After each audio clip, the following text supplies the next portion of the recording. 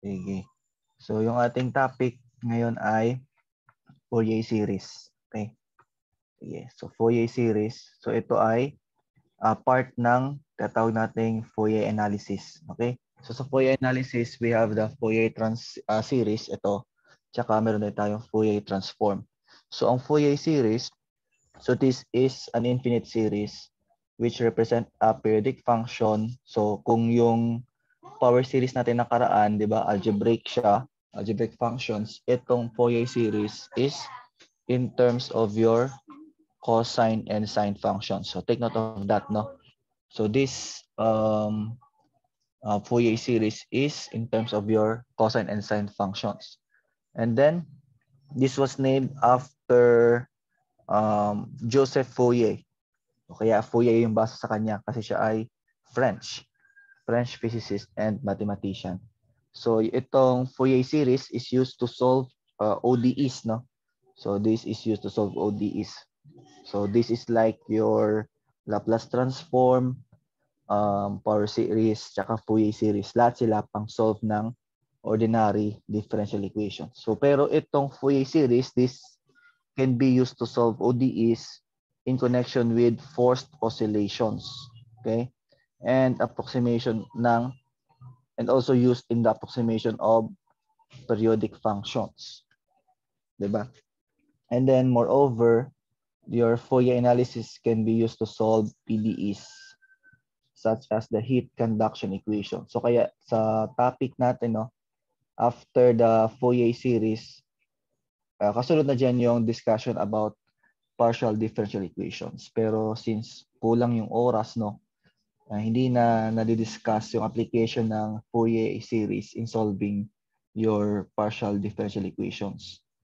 And then dito rin, no, sa module natin sa Fourier series, hindi rin tayo nag-solve ng ODE kasi kukulangin tayo sa oras if we try to solve ODEs using the Fourier series. So kung sakaling proceed kayo sa inyong studies, no? Kung gusto niyo mag-masteral after this, your BS, doon yung matututunan yan, no? Solving ODEs using Fourier series and also solving PDEs using Fourier series. Okay? So basic definition of your Fourier series is we have Fourier series of the given function f of x. Take note of the period p is equal to 2L.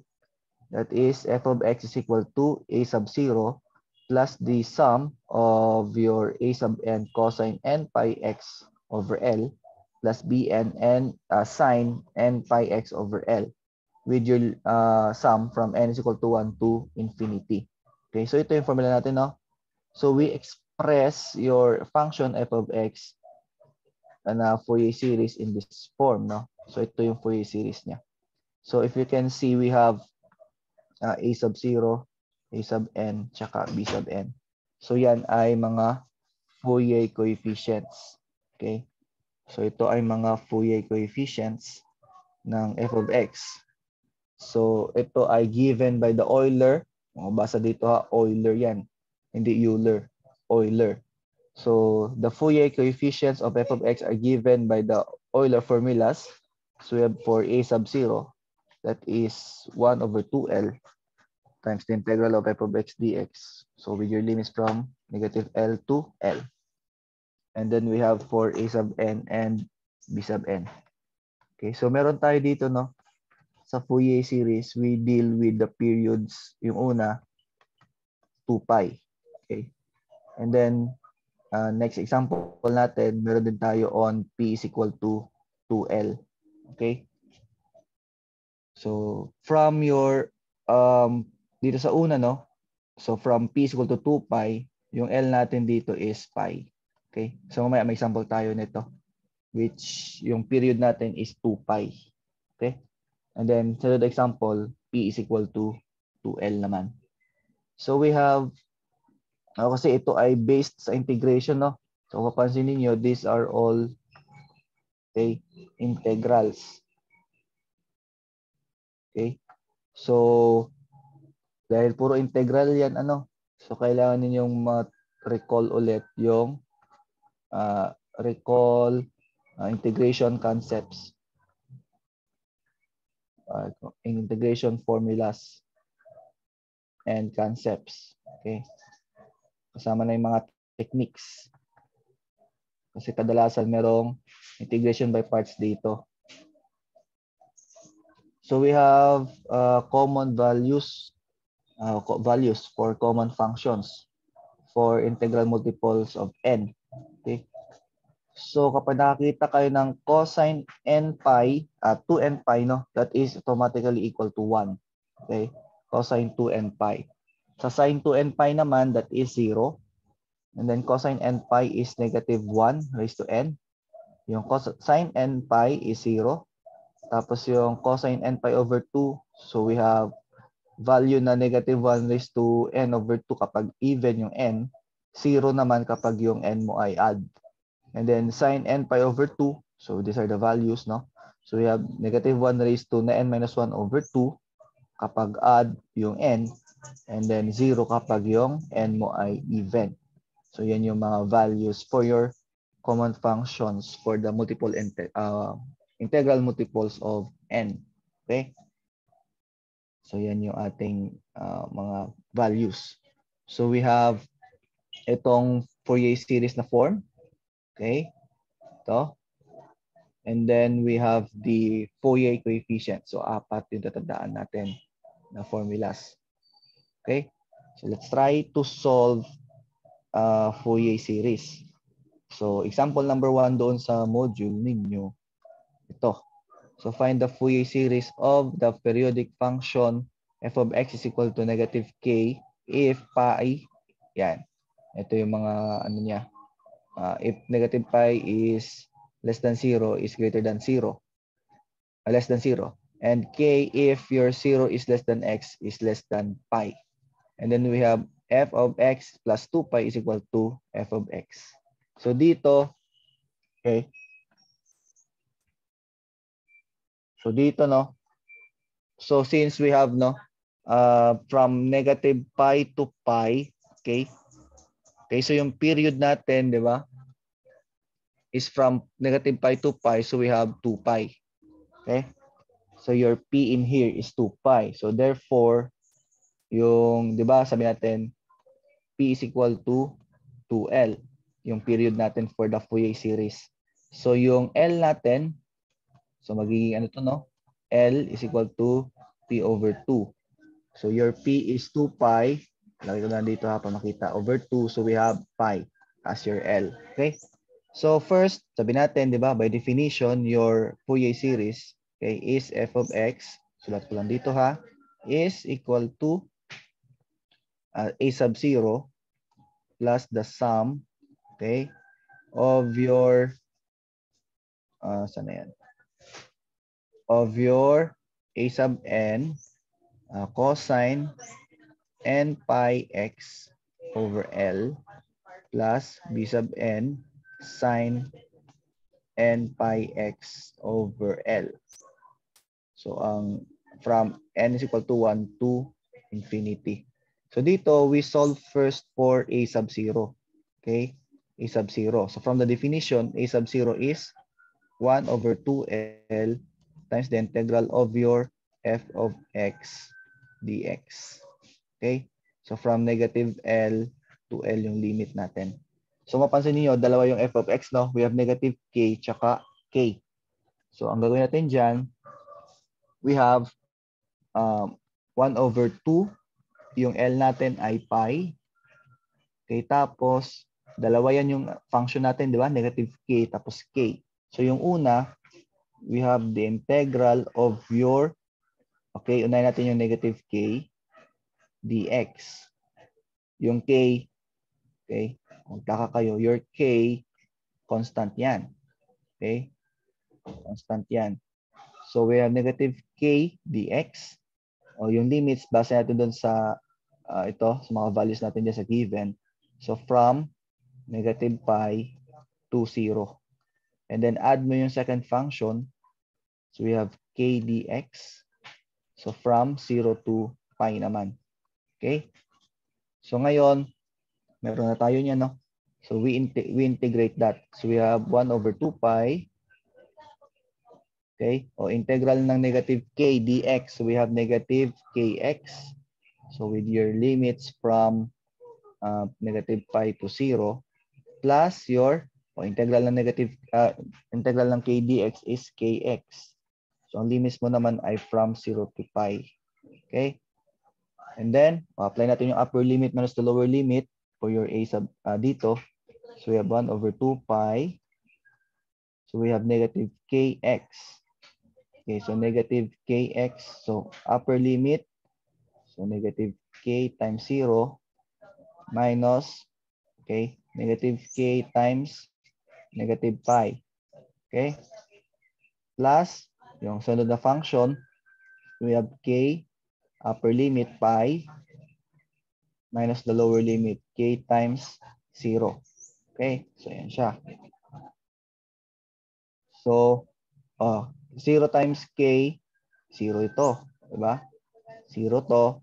So, we are left with, so we have 1 over 2 pi times, ayan o, so negative k times negative pi, so that is minus k pi plus your k pi.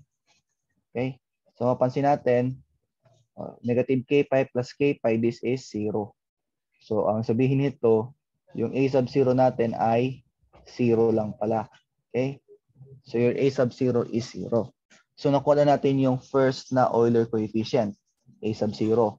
So next, kukunin natin yung sunod, which is b sub 0 naman b sub n, a sub n. Okay? So a sub n, so that is 1 over L times the integral of your f of x, tapos cosine n pi x over L dx. So ang limits mo ay from negative L to L. Okay? So ang given natin, di ba? So ang L natin, sabi natin is pi. So 1 over pi. So we have the integral. Unahin muna natin yung first function. Dalawa to, di ba? Negative k tsaka k. So unahin natin yung negative k. So we have integral of negative k tapos cosine. Dito nga tayo. Itong cosine n pi over x. Okay? So we have cosine n pi x over yung L mo, pi, di ba? So this will become cosine nx na lang. So we have k cosine nx dx. Okay? Yung first integral natin. So limit mo ay from negative pi to 0 base sa given. Okay? Plus, yung second natin, we have k tapos cosine nx dx. So from 0 to pi naman. Okay, so yan siya, no? So dito, okay, tandaan nyo rin ha, yung n, constant din. Okay? Constant din yan yung n. Okay? So, ano mangyari dito? Kung meron tayong, mag-integral tayo dito ha. Yan. O, balik sa integral. Unahin natin ito. So we have the integral of your negative k cosine nx dx. Unahin natin yan, no? So negative from negative pi to 0. So constant yung k. So labas natin yan. Okay? Tapos integral of cosine nx dx. Okay? So i-integrate natin itong cosine nx dx. Kasi ito, yung kasunod, no? Yung kasunod na integral, so from 0 to pi yung limit naman yan. Tapos k cosine nx dx. So magkakaroon ka ng k cosine nx dx. O halos ano na siya, 'di ba? So na rin 'yun, no? So we get the integral of cosine nx dx. Okay? Ano integral ng cosine nx dx? So mag-let ka muna, no? So you let u is equal to nx. So yung du mo ay n dx. or this is dx is equal to du over n. So ito magiging 1 over n integral of your cosine u du. Diba? So ang magiging sagot natin is 1 over n integral ng cosine u is sine u, diba? Plus c. Or this is 1 over n sine nx. Okay? So we have 1 over n times sine nx. So yan siya. Okay?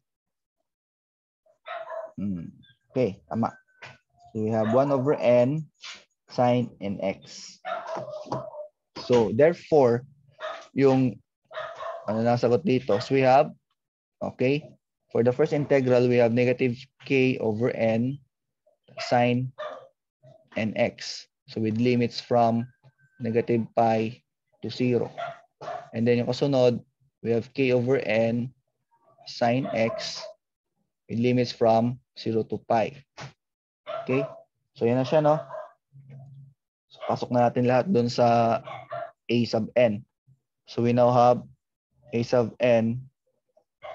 Okay, ano na yung kakalabasan natin dyan sa a sub n? We have 1 over pi. Okay? Times yung negative k over n sine nx. So ang limit natin ay from negative pi to 0 plus yung k over n sine nx from 0 to pi. Okay, and then after that, apply na natin yung concept ng upper limit minus the lower limit. Okay? So we have constant, no, yung negative k over n. So we have sine n, tapos upper limit 0. Okay, minus sine n, tapos we have negative pi. Plus yung second function, k over n times, so we have sine n pi minus lower limit sine n 0. Siya. So, ang mangyari, sine n times 0. So, ang sine 0 natin ay, so 0 to, and then we have sine n times 0, 0 din. Di ba? Kasi ang sine 0, ba? 0 yan. Okay? So, natira sa atin is, ito na lang, no? So, we have 1 over pi. So, we have negative k over n. So, we have negative sine, negative n pi. Okay? Plus k over n. We have sine n pi. So, ito yung natira sa atin. So, we have 1 over pi times the quantity negative k over n times negative sine of negative n pi plus k over n times sine n pi. Okay? Yan siya. So, itong negative sine n pi, ano mangyari dyan?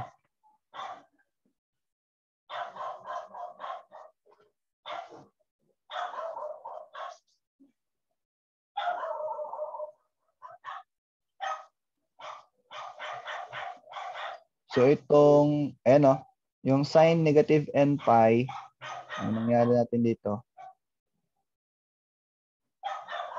So, negative k. Okay. So, ito, lagyan tayo ng notes sa gilid, no? Yung sine n pi, negative n pi, equal yan sa negative sine n pi. Okay? Ilagay ako notes sa gilid na yan. So, ang mangyari, if we simplify this equation, so we have 1 over pi, tapos we have negative k. Pwede ilabas na tong kn eh. This is common, di ba? So, we have, tapos ko na yung k over n ha. Common siya. Tapos, ang natin ang negative, so we have negative of negative, di ba? So, ang mangyari, no? Yung negative sine n negative sine negative n pi magiging ito. So we have negative of negative sine n pi. Kainin ko na lang Plus yung sine n pi. So ang mangyari natin dito is we have k over n pi times magiging negative sine n pi plus sine n pi. Okay? Negative, negative, negative. Tatlong negative, that is negative, di ba? So we have negative sine n pi plus sine n pi. Pambihira, zero na rin palang kakalabasan niya. So we have negative sine n pi plus sine n pi. This is 0. So therefore, pinahirapan pa tayo. Your a sub n is just 0. Okay? So ang a sub 0 mo 0, ang a sub n mo 0 din. Okay? So next, we proceed doon sa b sub n. Okay? Solve tayo yung b sub n. So from the definition, yung b sub n natin, that is, saan na yan? B sub n. We have 1 over L times the integral of your f of x sine n pi x over L dx. So limits mo from negative L to L. So sabi natin, yung L natin is pi, no? So we substitute that here. So we have, 1 over pi times, dalawang functions tayo. So we have negative k, tapos sine n pi x. Sabi natin, di ba?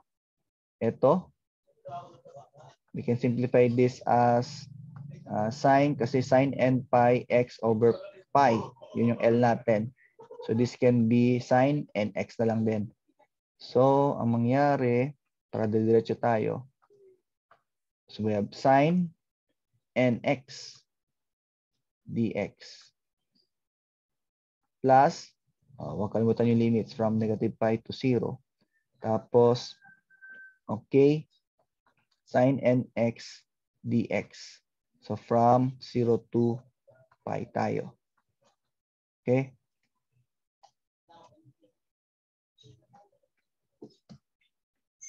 So dito, no, ganoon din ulit, no. So kunin natin yung integral ng sine nx dx. So kung mag-let ka ng u, which is nx, so your du is n dx. So ang iyong dx ay magiging du over n. So this will become 1 over n sine u du. Okay? So we have 1 over n. Ano yung integral ng sine u? So we have negative cosine u. Okay? So we have, ang sagot natin is negative 1 over n cosine nx. So yan yung integral, no? So, and then we have the constant k at saka negative k, di ba? Ito lang in-integrate natin, no? Di ba? Kasi yung kasama niya constant naman. Constants ito. So we have b sub n. This is 1 over pi. Tapos we have the negative k. Okay, negative k times negative 1 over n cosine nx. Wala na yung plus c dito, ilalagay natin ha, kasi we have your limits na from negative pi to 0.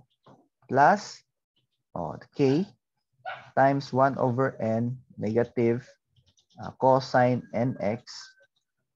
So with limits from 0 to pi. Okay? Evaluate na natin yan. So we evaluate that. Upper limit minus the lower limit. So we have 1 over pi. So we have, simplify muna natin siguro, no? So negative times negative. So that is positive. So we have k over n cosine nx. So we have from negative pi to 0. Plus, we have k times negative 1. So that is negative k over n cosine nx. So we have from 0 to pi. Okay? Ano kasunod na step? Oh, yun na. Apply tayo. Upper limit is the lower limit. We have 1 over pi.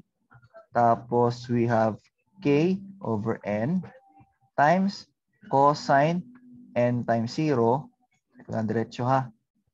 N times 0 minus cosine n times negative pi. Okay? Plus yung negative k over n. Okay? Plus yung negative k over n. So we have cosine n pi, upper limit, minus the lower limit, cosine n times 0. Okay? So dito, no, yung cosine n times 0, ang cosine 0 naman natin dito is 1, di ba? So this is 1. 1 yan ha. And then ito ay 1. And then, okay, we have cosine n, negative n pi. So yung cosine, negative n pi, okay, that is simply equal to cosine n pi. Di ba magkakaiba yan, no? So we have, for cosine, na negative yung argument, that is equal to cosine na positive yung argument. Okay? Yung sign naman na negative yung argument equal to negative sign ng argument. Diba? So, lagay ko rin dito, no? So, sign naman ng negative n pi is negative. Lalabas lang n pi. Okay? So, matatandaan ninyo yan, ha? So, ang mangyari natin ngayon, so we have, saan na yan? Blue. Ayan. So we have 1 over pi. Okay. So k over n. So we have 1 minus cosine n pi plus, going minus na ha kasi we have negative k. Diba? Plus times positive times negative, negative na siya. So minus k over n times cosine n pi minus 1. Okay, so yan siya, no? And then, ano mangyari natin dito kasunod? Ano tayo? So we have, yan. Ano ba yun sa common values natin? Cosine n pi.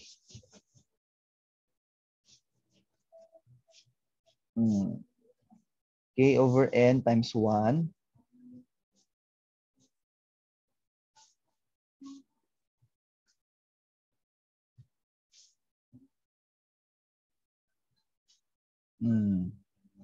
Okay. So, meron na tayo nito, no? Or, ito, we can write this. So, gagawin ganito, ha? So, 1 over pi. Ayusin natin yung second, no? Yung pangalawa na term. So, we have k over n times 1 minus cosine n pi. Ayusin natin itong kabila, no? So, we can make this yung kabila na, okay? Baliktarin ko ito, no? So, we have k over, ano to? K over n. Diba? Kung sakali unahin ko to negative 1 plus cosine n pi. Yan, unahin ko siya, no? Ano mangyari dito? So, pwede mangyari dito is tayong ano, negative tapos positive. So, ang gawin natin, diba? Babaliktarin natin siya, no? So, pwede itong magiging ano to, no? Negative. So, magiging, we can make this na, kung gawin positive yon, so plus, so distribute mo yung negative. So, we have negative cosine n pi and then plus 1. Okay? Magiging ganyan siya. And then, we can now have 1 over pi. Tapos we have k over n times 1 minus cosine n pi plus, okay, k over n baliktarin natin, we can have 1 minus cosine n pi. Okay? So common na siya, no? Pareho na yung form nila. We can add. We can add the 2. So we have negative 1 over pi, I mean, times, dalawa yung kn na yan, over n. So we have 2k over n times 1 minus cosine n pi. Dalawa na siya, di ba? And then, we have 2k over n pi times 1 minus cosine n pi. Okay? O yan na siya, yung b sub n. But, yung ating cosine n pi, sabi natin doon sa table kanina, no? That is equal to negative 1 raised to n. So, therefore, yung bn natin ay 2k over n pi times 1 minus the quantity negative 1 raised to n. So, ito yung b sub n natin. Okay? So, we have 2k over n pi times 1 minus negative 1 raised to n. Okay? So, kanina ang nakuha natin, no? Yung a0 ay 0, yung an ay 0, no? So, ang kakalabasan natin, so from the, ito, no? From this, itong definition natin ng Fourier series, no? Ito siya. So, from this definition, yan, no? F of x, yan.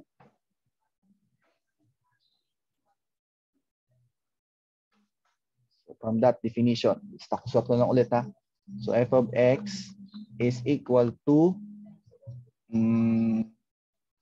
yan, a sub 0 plus the sum of your a sub n cosine n pi x over L plus b sub n sine n pi x over L.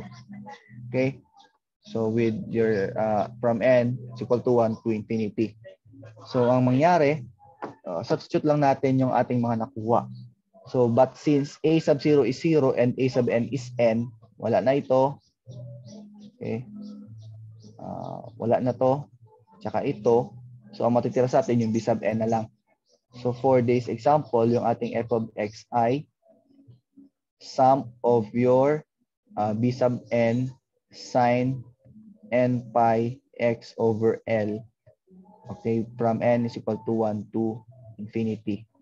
So again, remember, L is equal to pi. Okay, so maka-cancel natin yung pi. So we now have your f of x is the sum. Okay. We now have the sum of your b sub n, that is 2k over n pi. Tapos we have 1 minus negative 1 raised to n sine nx. Okay. From n is equal to 1 to infinity.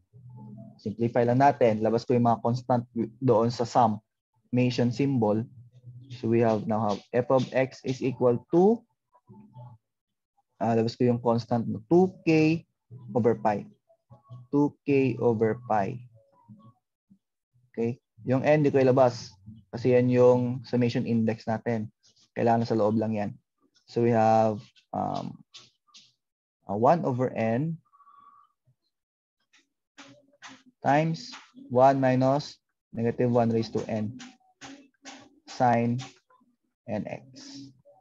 Oops. Well, times sine nx. Ayan. Ayan siya. Okay. So ito yung ating Fourier series for the given example. Okay. Ayan siya. So, ang kailangan natin mga concept dito, no, yung inyong integral, tapos yung mga definition ng inyong mga trigo functions. Okay. So, in summary, ito ay period for period 2, okay, 2 pi. So, yung ating f of x will simplify nandoon. Okay? So, mangyari, so ano yun? A sub 0, pakita ko na lang. So, kakalabas na no, yung nandoon na sa inyong module. Okay? Yan siya. So, pakita ko lang. Kakalabasan na nun,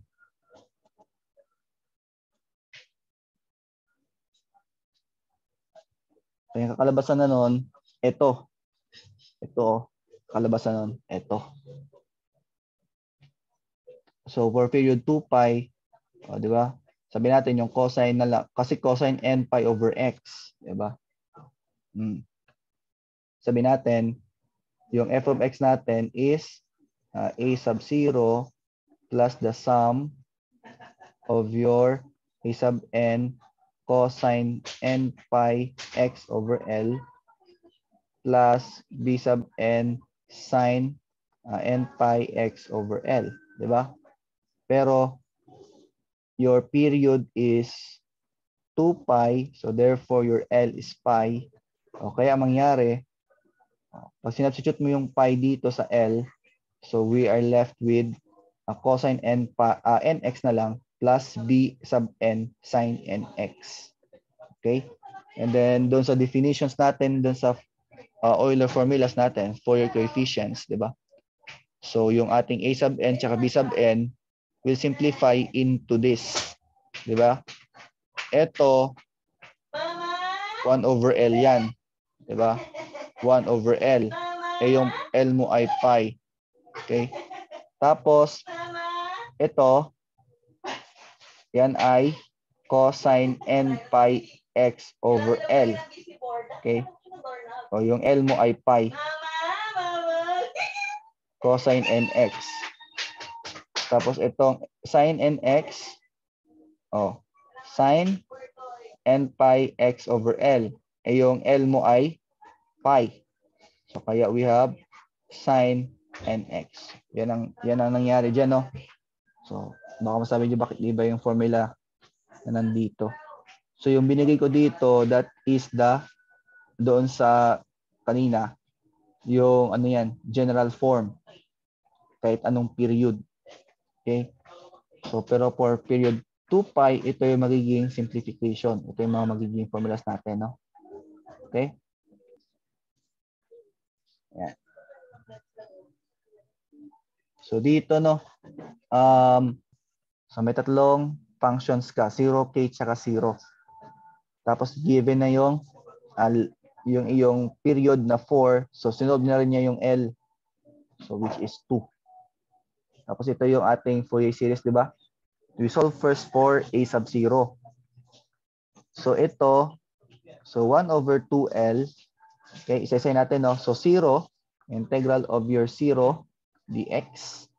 So from negative, yung nauna, so from negative 2 to, ito, ano, to negative 1. Doon yan nakabase, ha?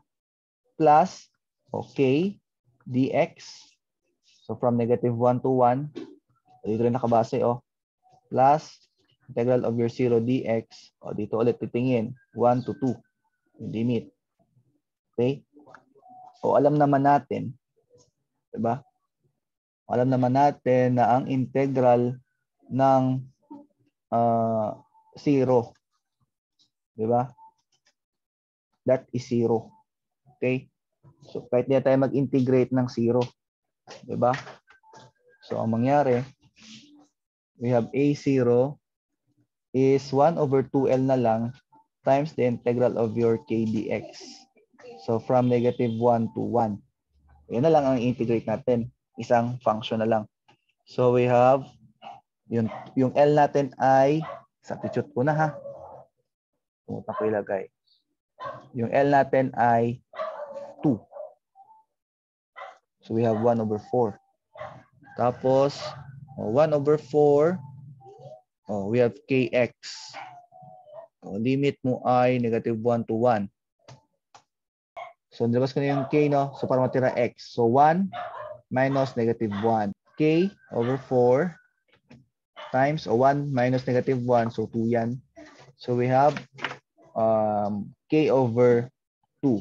So ito yung A sub 0 natin. No? We have K over 2. Tapos, A sub n tayo. So sa A sub n, so we have 1 over L, integral of your f of x cosine n pi x over L dx. Sabi natin, di ba? 0 na lang din naman yung integral ng 0. So we consider only yung k. So we considering only k. So we have 1 over L. Ang L natin ay ano yun? 2. So 1/2 integral of, hindi na negative L to L, no? Kasi yung iba, nakaano lang siya, no? We have 3 functions dito. So we consider negative 1 to 1 kasi yun yung value, no? Yun yung limits ng k. Diba? So we have negative 1 to 1. Okay? Tapos your f of x is k cosine n pi x over yung L mo 2 dx. Ayan, no? So we integrate, labas ko na yung k, no?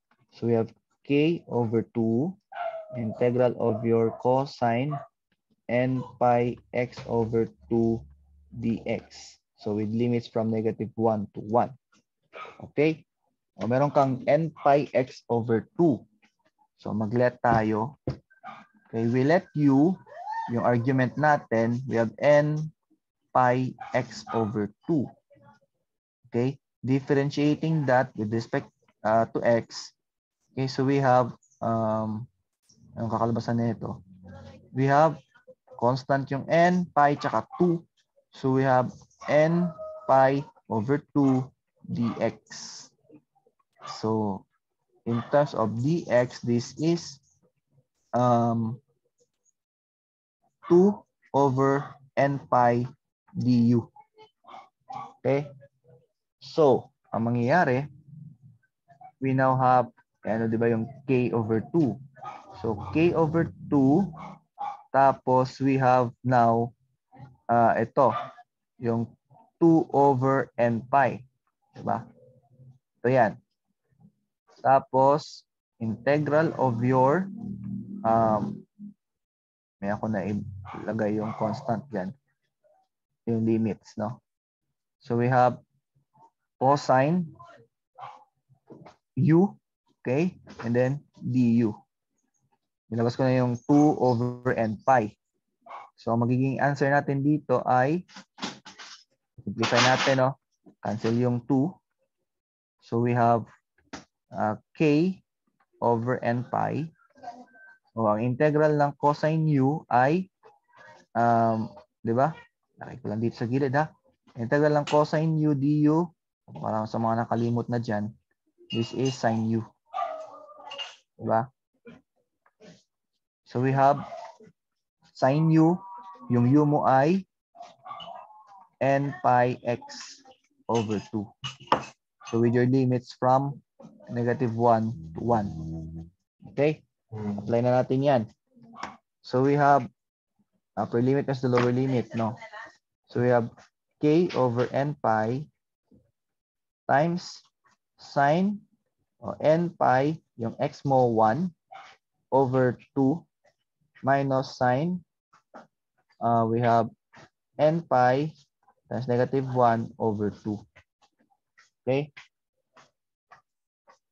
So we can have k over n pi tapos sine n pi over 2 minus sine negative n pi over 2. Okay? So sabi natin, di ba? Your sine na may negative ka is equal to sine, negative sine of u. So we can have na k over n pi, tapos we have sine n pi over 2, tapos minus, okay, negative sine n pi over 2. So we now have negative, negative, that will be positive.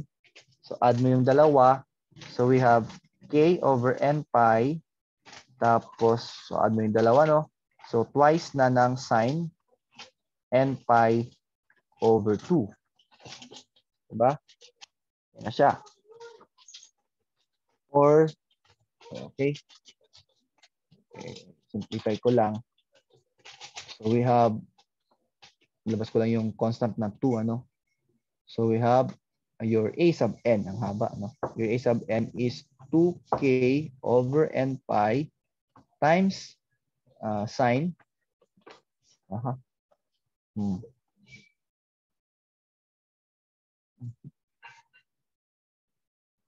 Lang loading. Okay. Masok kung saan. Yan. So 2k over n pi times sine n pi over 2. Okay? Baka magtaka kayo, sir, bakit hindi kinancel yung 2 tapos yung n pi? Kasi yung sine na yan, ay yung n pi over 2, doon lang yan sa loob ng sine. Okay? O, yan. Yan na lang, lagyan ko ng ganyan. Lagyan ko ng parenthesis. Diba? Bawal galawin yan, yung nasa loob ng sine. We have n pi over 2. Yan. Okay? So ito yung a sub n. Okay? So yan, no? So we have a sub 0 na solve na natin. Tapos yung a sub n na solve na natin. Next is yung b sub n. So b sub n is 1 over L integral of your f of x times sine n pi x over L dx. Substitute lang natin. Considering na lang yung k, no? So we have 1 over 2. Integral of your f of x is k sine n pi x over your L2. So from negative 1 to 1, no? Based doon sa limits ng iyong k. Yan na siya. So we have same concept lang, no? Sa taas. So we have k over 2, labas ko yung constant. So we have sine n pi x over 2 dx. O ganun ulit, mag-let u tayo. Let u is n pi x over 2. Du is n pi over 2 dx. So yung dx natin ay 2 over n pi du. O, parang gano'n na din sa kanina, no? So magiging k over 2 integral of your sine. Ilabas ko na yung 2 over n pi. Okay. So times 2 over n pi tapos integral of your sine u du. Ang integral ng sine u du, natin yan. So ito ulit dito, ha. So sine u du, that is negative cosine u. Diba? Integral niya. So ang mangyari is we now have cancel yung 2 ulit, no? Parang kanina lang sa taas. So we have k over n pi tapos integral ng sine u du ay negative cosine u. Yung u mo ay n pi x over 2. Your limits is from negative 1 to 1. Okay? Ang kasunod na ito. Evaluate upper limit minus the lower limit. Pwede ko ilabas yung negative, no? So we can have negative k over n pi. So we have cosine n pi x over 2 na lang. From negative 1 to 1. O, evaluate. So we have negative k over n pi. Tapos, ano yan? Upper limit. So cosine n pi x is 1 over 2 minus cosine n pi times negative 1 over 2. Ano? So we now have negative k over n pi. Okay? Cosine n pi na lang siya over 2 minus cosine negative n pi over 2. Okay? Uulitin natin. Pag may cosine, okay, na negative yung u sa loob, that is equal to cosine u. Okay? Ito ko lang yan. So we have negative k over n pi.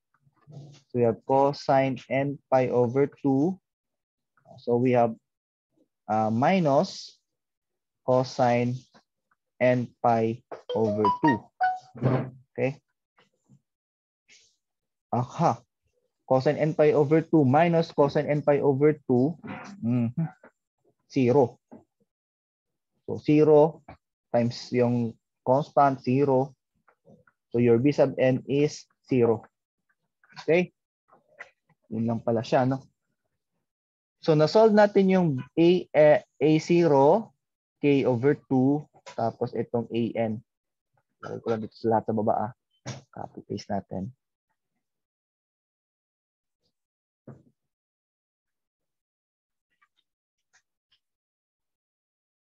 Yan. So yung an natin, di ba? Tapos yung A0 ay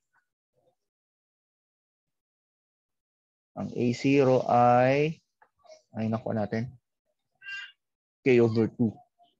Okay? K over 2. Ito yung nakuha natin, no? Yan.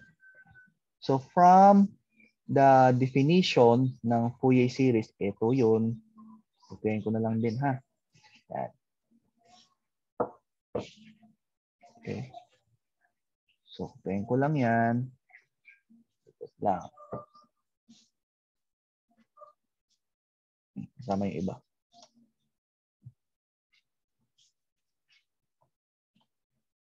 Okay. So, from this definition,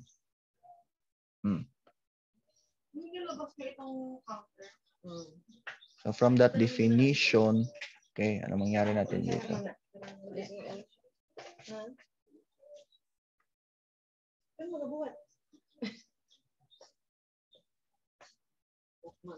Okay, ayusin natin to. Oops, ayaw lipat ah. Ayan.